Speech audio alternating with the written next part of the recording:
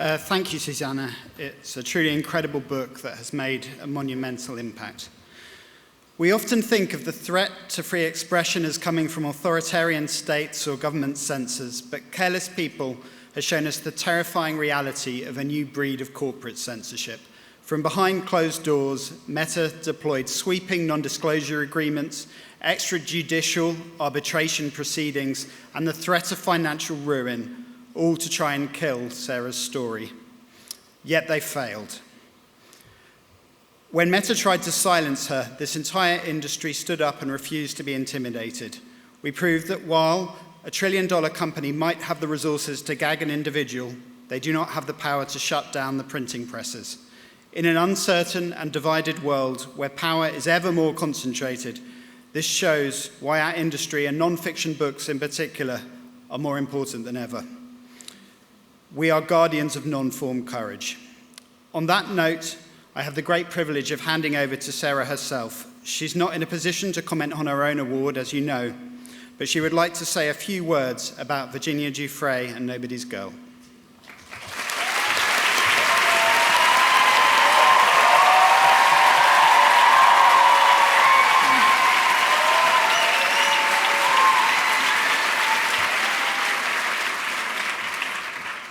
To bear witness is one of the oldest moral obligations in human civilization. To witness is to be changed by what you have seen, and then to carry that change into the world. We are living in a world that now, more than ever, is dominated by networks of powerful elites, whose wealth too often puts them above the law. As they rewrite rules, they grow arrogant with entitlement and impunity, often abetted by a legal system where justice has become a transaction, not a right. They control and shape institutions and social norms that train us not to see and not to say. In Nobody's Girl, Virginia Giuffre takes us inside one of those secretive networks. She tells us who she saw, and what she experienced. Virginia understood who silence protected and realized that only truth can protect everyone else. And she decided, I will tell the truth, even if it destroys me. The people Virginia told us about had grown rich and powerful in the certainty that they would never be held to account. So they deployed every weapon that money can buy against a woman whose only weapon was her voice. They tried to exhaust her, to make the cost of speaking so high, so relentless, so total, that eventually the spirit gives out before the truth does. But here's the strange thing. When you try that hard to silence a woman who is telling the truth, you announce to the whole world that the truth must be very dangerous indeed. Now let me say something about what it costs to witness and to write. It can cost everything. I suspect Virginia had days where she feared every knock on the door, regarded every camera she saw with suspicion, and felt a weary dread at the steady flow of lawyers' emails, demands for discovery, and surveillance of her life. I suspect there were days when she felt very alone. Virginia spent years exhausted by a battle she should never have had to fight, and she did not get the ending she deserves. But there is something the powerful have never been able to destroy. Not princes, not presidents, not lawyers, not the grinding machinery of institutional silence. The power of a book.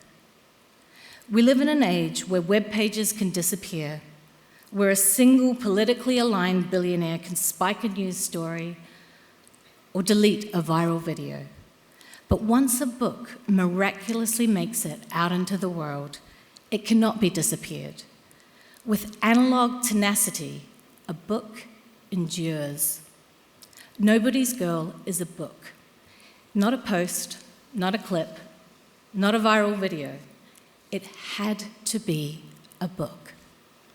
A book is a permanent testament. It does not need its author to be present, composed, or perfect. It does not need her to withstand another grueling cross-examination, another accusation. A book just needs to exist, and it will speak, long after the woman cannot. Virginia and Amy Wallace did not write their book so that we would mourn her. They wrote it so that we would read it, so that things would change. It is on the shelves of beautiful bookstores. It is in libraries. It is on nightstands. It is being read tonight by people who will close it and know with absolute certainty that her testimony cannot be ignored, that the world she described demands an answer. The woman can be silenced, the book cannot. That is what the greatest acts of witness always do. They do not close a story, they open it outward into all the other stories that were never told, all the voices that were silenced before they found the page. Books are not monuments, they are instructions, not merely to record what happened to one person, but to change the way a reader sees the world. That is what we do. That is why we write, publish, and sell books. That is what one book can do when it is written honestly enough, published bravely enough, and read by enough people willing to be changed by it. And the truth, once a book unleashes it in the world, has a way of outlasting everything that tried to stop it. It makes the world a little less safe for the predatory and the powerful, and a little more possible for the rest of us. Thank you.